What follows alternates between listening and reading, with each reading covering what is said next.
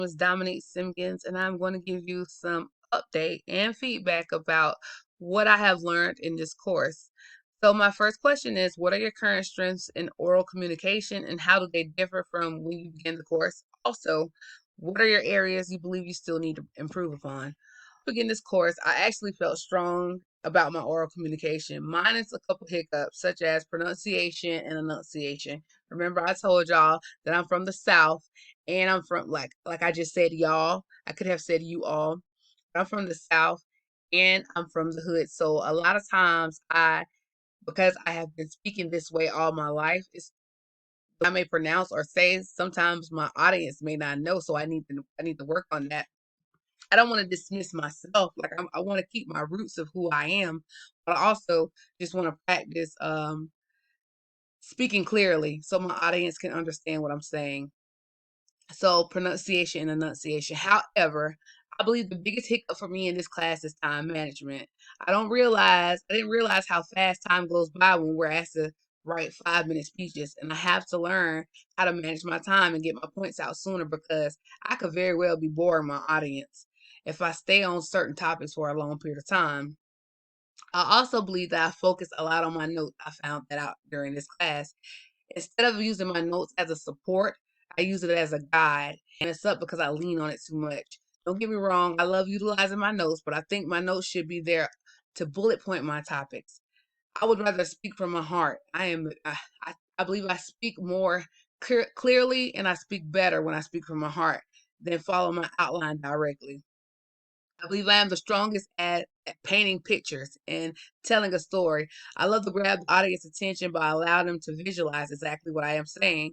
But again, it can eat up a lot of my time. So effective time management while writing with detail is something that I will continue to try to improve. Was what is the status of the goals you set for yourself in week one of this course? Well, in week one of my goals, I stated that I just want to be better in every area of my writing, and I believe I have. I have improved a lot.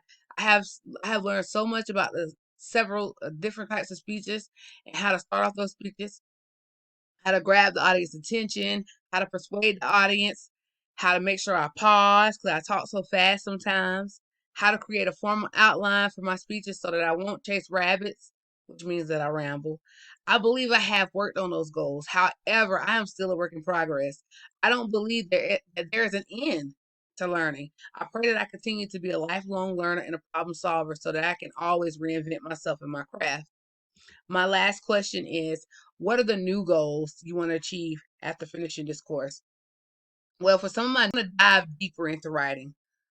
Of course, time management. I already talked about that earlier, but I want to be able to tackle topics that I never have talked about before.